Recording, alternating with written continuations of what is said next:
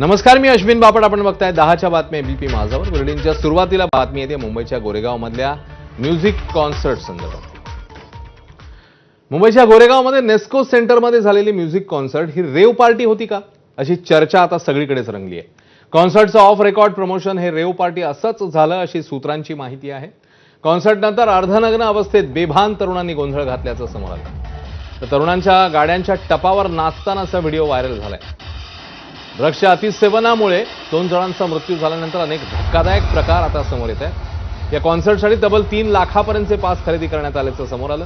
या कॉन्सर्टनंतर जोरदार राजकारण पेटलंय. ठाकरेंच्या शिवसेनेच्या वतीने गोरेगावातल्या बनराई पोलीस ठाण्याबाहेर जोरदार घोषणाबाजी झाली, तर काँग्रेसनेही राज्याचे गृहमंत्री देखील असलेल्या मुख्यमंत्र्यांना लक्ष केलं. त्यामुळे एकीकडे नशेच्या अंमलाखाली तरुणाईचा नंगा नाच सुरू असताना जोरदार राजकीय दंगाही पाहायला मिळतोय.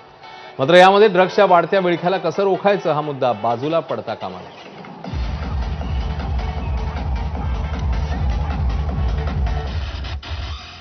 तर गोरेगावच्या नेस्कोत शनिवारी झालेल्या 9x9 लाईव्ह कॉन्सर्टला ड्रग्सचा विळखा पडल्याचं समोर आलं.